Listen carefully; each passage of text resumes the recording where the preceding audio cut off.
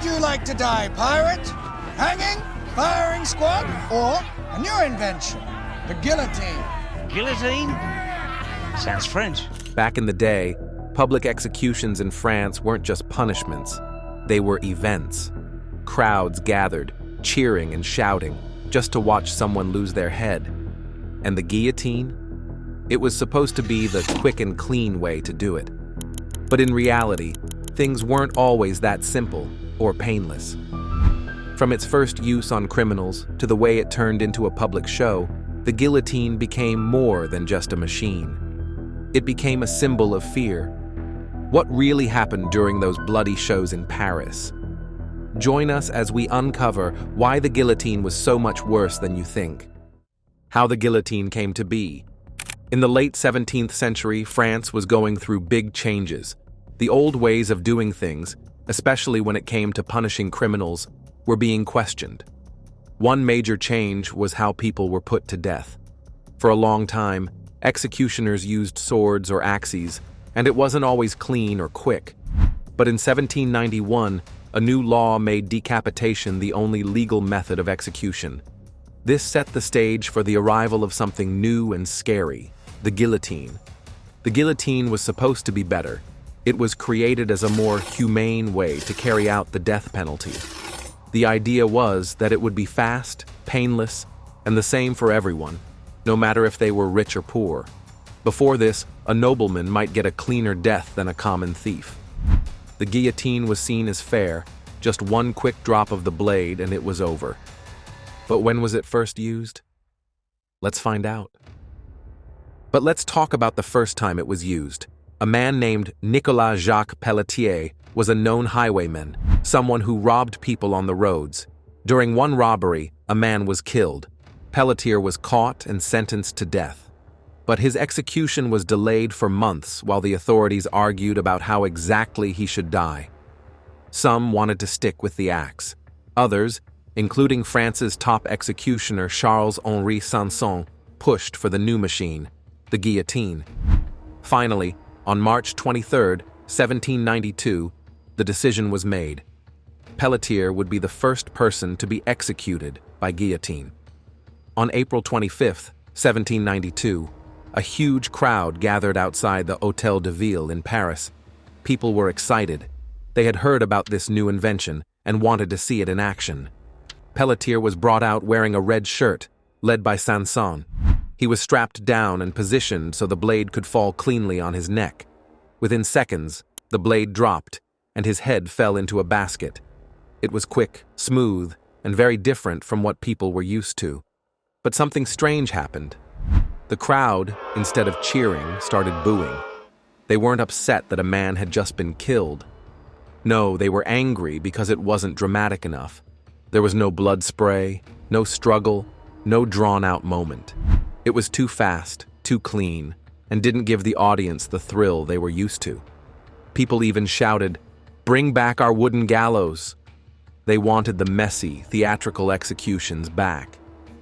This tells us something important about society at the time. Public executions weren't just about justice, they were entertainment. People came to see blood, pain, and punishment. After the public execution of Eugène Weidmann in 1939, the French government decided enough was enough. People had turned beheadings into a party. Crowds would gather like it was a festival, drinking, shouting, even filming the executions. Some building owners sold window seats, and kids climbed trees just to watch. The scene was getting out of hand, so the government moved all future guillotine executions behind prison walls. This solved two big problems. It kept the rowdy crowds away, and it allowed the guillotine to be set up permanently. Before that, workers had to build and take it down each time, which sometimes led to dangerous mistakes, like the blade not working properly. By moving it indoors and keeping it stable, things became more controlled and less chaotic. To operate it, there was a carefully organized process carried out with strict steps and routines. Before every execution, the executioner and his helpers made sure everything was in perfect working order. They checked that the blade was sharp and lined up properly, tested the release to avoid any delays, and examined parts like the bascule and lunette to ensure the person being executed would be placed correctly. The man in charge of it all during the French Revolution was Charles-Henri Sanson, the chief executioner. He and his team wore red uniforms, which symbolized their role in carrying out justice. The person about to be executed was usually brought to the site in a wooden cart called a tumbrel. They were often tied up, sometimes gagged, and usually accompanied by a priest who would offer them their last prayers. The ride to the guillotine was slow, giving crowds time to gather. Some people cheered, others stayed quiet, depending on who was being executed. Once at the guillotine, the prisoner was led up to the platform. Most didn't resist, knowing that fighting back would only make things worse. The person was placed on the bascule, a tilting board that slid them forward into the right position. Then, in just a flash, the blade came down at about 25 feet per second, slicing through the neck in a clean cut. The head would fall into a basket below. Sometimes, the executioner's assistant would pick up the head and show it to the crowd as a sign that justice had been done.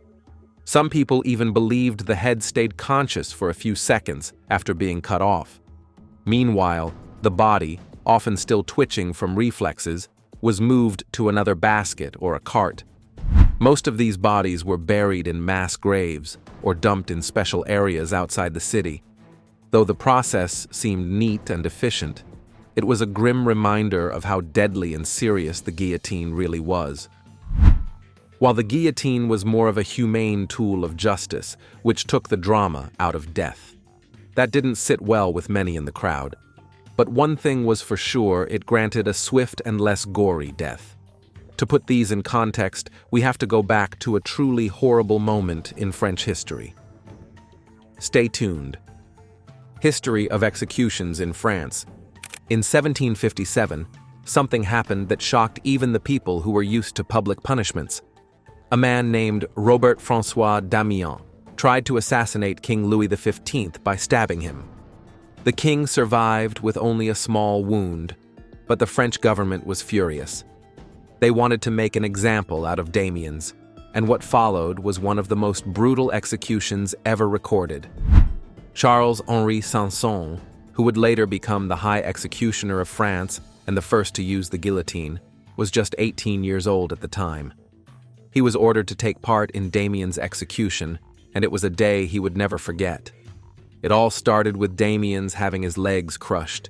His feet and lower legs were placed inside tight iron molds, and pieces of wood were hammered into the gaps.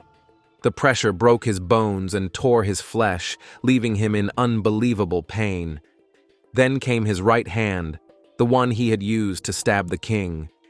It was burned using a mixture of boiling oil, melted lead, hot wax, and burning sulfur. This mixture wasn't just painful, it also carried strong religious symbolism, as sulfur was believed to be linked with hell and punishment in the afterlife. If that wasn't bad enough, they didn't stop there. His body was then torn apart slowly using red-hot pincers. These were used to grab, burn, and rip small pieces of flesh from his arms, chest, and legs. The open wounds were filled with that same burning mixture of oil, lead, and sulfur. The screams from Damiens were so loud and intense that even people in the crowd, who came expecting a spectacle, had to look away or cover their ears. But the most gruesome part was still to come. His sexual organs were cut off, and he was then tied by his arms and legs to 4 horses. The idea was that the horses would run in opposite directions, pulling his body apart. But on the first try, it didn't work. His limbs didn't separate, and he just suffered even more. So Sanson had to step in again. He used a knife to cut into Damiens' armpits and groin, slicing the tendons so the limbs would come off more easily. On the second attempt, the horses succeeded. His arms and legs were ripped away, leaving only his head and torso behind. Shockingly, witnesses said Damiens was still alive at this point. He was heard crying out, "Death! Why are you taking so long?" Finally, the executioners gathered what was left of him, tied him to a stake, and burned him alive. One eyewitness, a man named Casanova, described the scene. He said that although people had come to watch, many couldn't bear it. The pain, the screams, and the cruelty were too much, even for the toughest in the crowd. The whole process took about 4 hours. The brutal execution of Robert François Damiens in 1757 wasn't just a horrifying event. It also set the stage for one of the most significant changes in how France dealt with crime and punishment: the introduction of the guillotine. While the goal of Damiens' torture was to scare the public and show the power of the king, it had the opposite effect. Instead of making people respect the monarchy more, it shocked many thinkers of the time. People like Voltaire, Thomas Paine, Cesare Beccaria, and Edmund Burke started to speak out strongly against the cruelty of the monarchy and the unfairness of the justice system under the old regime. As the years went by, anger and frustration kept growing among the French people, especially those who felt that the system only protected the rich and powerful. This will eventually lead to a revolution. How did it occur? Keep watching to find out. The French Revolution. By 1789, everything boiled over. The French Revolution began, and suddenly the monarchy was gone. In its place came a new government based on ideals like liberty, equality, and fraternity. The new leaders didn't just want to change how the country was run, they also wanted to rethink how crime and punishment worked. For centuries, European justice had been about making a public example out of people. Punishments were designed to scare others, often involving torture or long, painful deaths. This idea was known as lex talionis, or an eye for an eye. But the revolutionaries wanted to move away from that. They didn't want executions to be about revenge or public entertainment. They wanted justice to be swift, fair, and equal for all. So, in May 1791, a man named Louis-Michel Lepelletier de Saint-Fargeau stood up and said that if someone had to be executed, it should be done without any torture. Just the simple taking of life, nothing more. By December of that year, this idea became law. Article 4 of the new criminal code said that anyone sentenced to death would have their head cut off. Now, this might still sound brutal, but at the time, it was seen as a major step forward. Before this, the method of execution depended on your social class. Rich nobles were usually beheaded, which was considered more honorable, while the poor were often hanged, burned, or but this new law said everyone would be treated the same. However, there was a problem. The law didn't say how the beheading should happen. Until then, it had always been done by an axeman or a swordsman. But this was far from perfect. Sometimes the executioner missed, or the blade didn't go through on the first try, which led to terrible pain and suffering. It was messy, unpredictable, and far from the clean, equal process the revolutionaries wanted. Then came a man named Dr.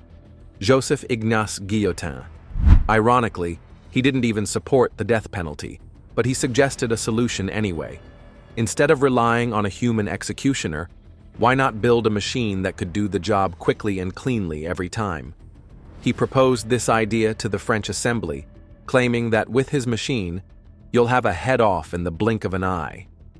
But the Assembly didn't take him seriously.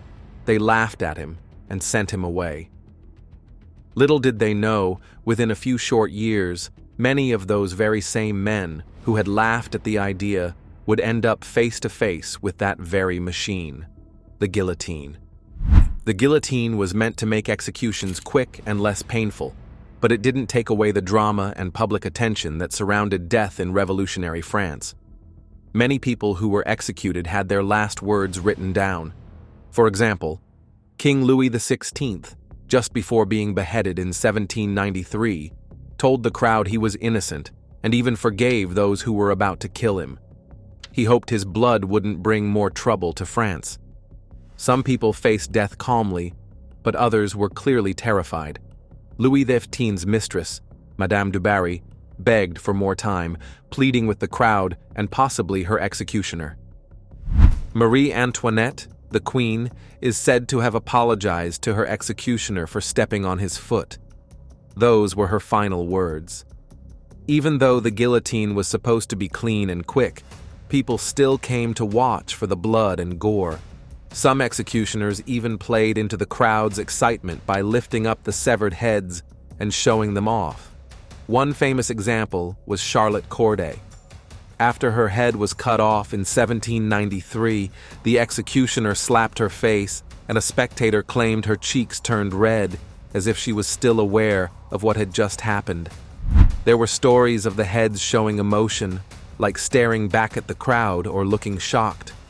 Whether true or not, these stories made the guillotine feel eerie and not as humane as people once hoped. The smell of blood became so bad that people living near execution sites complained. Still, some folks were so caught up in the moment that they treated the blood of the executed like something special. When King Louis XVI died, people rushed to dip their handkerchiefs in his blood, keeping it like a souvenir. But with time, people saw the use of guillotine as barbaric, and a call was made for its end. How was the use of guillotine in executions stopped? Stay tuned to find out more. The end of the era of guillotine. The guillotine, one of history's most famous execution tools, ended the lives of thousands, but it also outlived the very revolution that made it famous. One of the most shocking ironies in history is that Maximilien Robespierre, the man who helped create and lead the bloody reign of terror during the French Revolution, was himself sent to the guillotine on July 28, 1794. He had been one of its biggest supporters, using it to silence enemies and protect the revolution. But eventually, the same machine he once praised turned on him. The crowd that watched him die wasn't sympathetic. Instead, they jeered and cheered as the blade fell. During Robespierre's time in power, the guillotine became a daily part of life in France. Executions were frequent, and it's estimated that around 16,000 people were guillotined during the Revolution. But the use of the guillotine didn't stop there. Long after the Revolution ended, France continued to use it as the main method of execution. Napoleon Bonaparte, the military leader who rose to power shortly after the Revolution, kept the guillotine in use to maintain control and order in the country. Public executions using the guillotine carried on until 1939, when the French government finally decided they were too gruesome for a modern society. Still, the guillotine stayed in use, just no longer in public. In fact, it remained France's official method of execution all the way until 1981, when the country finally abolished the death penalty. That means the guillotine was used for almost 200 years.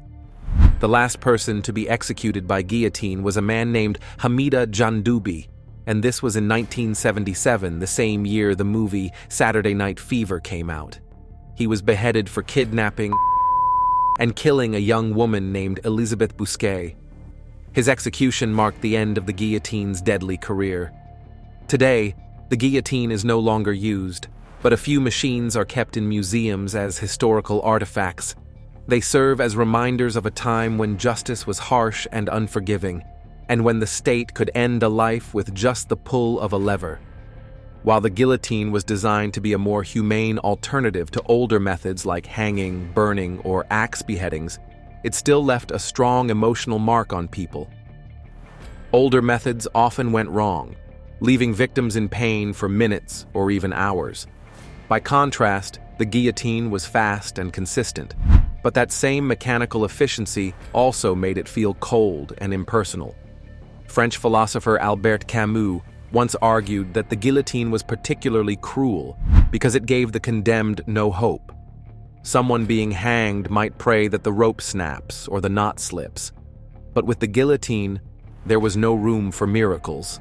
It almost never failed. In the end, the guillotine's long and bloody history shows how societies change over time, and how tools meant for justice can become symbols of fear. Today, it stands not just as a reminder of the past, but as a lesson in how power, violence, and punishment were once dangerously intertwined. Once seen as a symbol of death and terror, the guillotine now no longer exists. What are your thoughts on its usage? Let us know your opinions in the comment section below. Do not forget to like this video and subscribe to our channel. Click on the next video displayed on your screen. You will enjoy it.